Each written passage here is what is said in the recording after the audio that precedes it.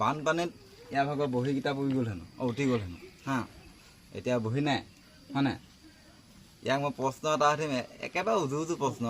এটা প্ৰশ্ন দি এখনকৈ বহি পাব হা তো প্ৰথম প্ৰশ্নটো হ'ল আৰু এটা কথা কৈ লওঁ মই বহীখিনি দিম তো আৰু 6 মাহৰ পিছত বছৰীয়া পৰীক্ষা হ'ব তাত মানে কি হ'ল যে পৰীক্ষাত ভালকৈ পাছ কৰিব লাগিব হা সেইটো মোৰ মানে এতিয়া ভিডিঅ'টো প্ৰুফ থাকিব বুজি পালি অঁ তো প্ৰথম প্ৰশ্নটো হ'ল পাছে কিমান কম 10 অঁ একেবাৰে উজু প্ৰশ্ন ই মানে লাষ্ট টাইম কৈছে সেইটো কাৰণে মই তাৰ টান প্ৰশ্ন সুধি দিব কৈছে এতিয়া দছে কিমান কম পিছে কিমান 55 নে 50 কিমান 55 নে 50 55 আৰু 50 আৰু 50 105 অঁ মাথাটো অলপ বেয়া হৈ গৈছিলে মানে ন হে 105 আৰু 15 কিমান 105 আৰু 15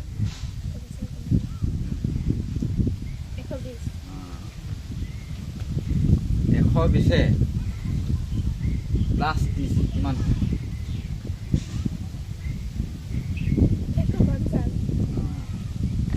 আৰু এতিয়া ৰ দামীটি আছে হা এইখন কি মাছ দি পঠিয়ালে মাছ ক'ত দিলে মানে এইটো মাছটো মই কোৱা নহয় কিবা এটা দি পালে কিবা এটা ক'লোঁ কিবা দি পালে মানে হা এইটো দামীটি হা তহঁতৰ দুজনে দুটা আনিছোঁ মানে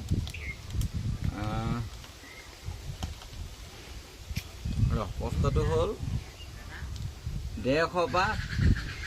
50 গ'লৈকে কিমান মাইনাছ 150 পৰা 50 গ'লৈকে কিমান 100 অঁ তাৰপিছত আহিলে এবাৰ কলমটো 2টাকে দিম কাঠ পেঞ্চিল বা এটা হা এইকেইটা লগতে দিম 20 পৰা 15 গ'লে কিমান হ'ব 20 পৰা 15 গ'লে 5 মই একেবাৰে উজু প্ৰশ্ন সুধিছোঁ হা মই ঘপককৈ টান এটা সুধি দিম দেই এইকেইটা আছে মাৰ্কছটো আছে অসমৰ মুখ্যমন্ত্ৰীৰ নাম অঁ ইমান মনে কৈছোঁ যে অঁ তাৰপিছত তোৰ ইমানেই বাৰু সজুলি এতিয়া বিশেষকৈ তই এতিয়া কথা দিব লাগিব মই বছৰীয়া পৰীক্ষাত ভালকৈ পাছ কৰিম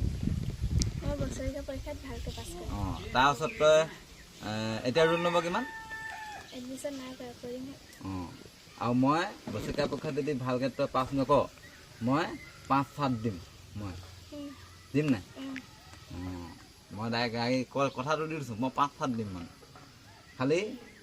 কিমানত পাছ কৰিব লাগিব এনেই তই পঢ়া ইভাগে ৰোল নম্বৰ কিমান আছিলে হাইত অঁ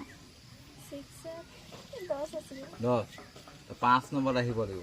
বুজি পালি পূৰা পঢ় লাগিলে মই টিউশ্যনৰ পইচাও দি দিম বা বহি কিবা আৰু বেলেগ কিবা কিবি লাগিলে মোক ক'লেও হ'ব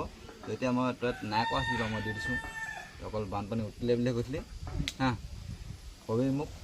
আৰু তোৰ পাৰ্টনাৰ যদি কোনো আছে এনেকুৱা বহি চহি উঠি যায় অঁ মোক লগ কৰাই দিবি হা তো তোৰ লগত ইমানে কথা আছিলে এতিয়া সমাপ্ত দাড়ি চাৰি ওলাই আছে বুঢ়া হৈছে অলপ হ'ব দে এবাৰ বেলেগ এজনী আহিব তই